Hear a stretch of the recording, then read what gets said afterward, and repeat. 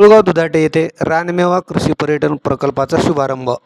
देऊळगाव दुधाटे तालुका पूर्णा जिल्हा परभणी येथे रानमेवा कृषी पर्यटन प्रकल्पाचा शुभारंभ मंगळवार 25 फेब्रुवारी रोजी वसंतराव नाईक मराठवाडा कृषी विद्यापीठातील सामुदायिक विस्तार व संदेश विभागाचे प्रमुख डॉक्टर शंकरराव पुरे यांच्या हस्ते करण्यात आला.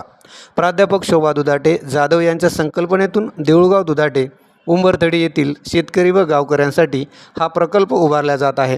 या प्रकल्पाअंतर्गत गोदावरी नदीपात्रात अत्याधुनिक नौकाविहार सेवा उपलब्ध करून देण्यात आली आहे. देऊळगाव दुधाटे आणि उंबरथडी या गोदावरी नदीकाठावरील गावांना ही नौका पूरजन्य परिस्थिती व इतर वेळी सुरक्षात्मक प्रवासासाठी फायदेशीर ठरणार आहे.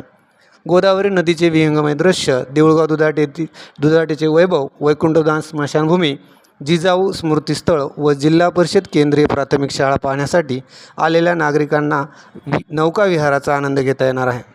विशेषतः देऊळगाव आणि उंबरथडी येथील शेतकरी बांधवांसाठी ही नौका चांगलीच फायदेशीर ठरणार आहे.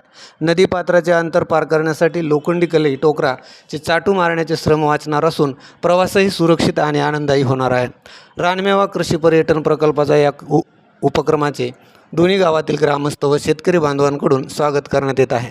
बुधवारी जिजाऊ स्मृतीस्थळ येथे पार पडलेल्या या शुभारंभासाठी डॉक्टर विजय खेडकर, डॉक्टर भारत साखरे, गजानन टेकाळे, आळनकर, कैलासराव जाधव, रंगनाथराव दुधाटे, भगवानराव दुधाटे, विठ्ठलराव दुधाटे यांच्यासह देऊळगाव दुधाटे येथील ग्रामस्थ मोठ्या संख्येने उपस्थित होते.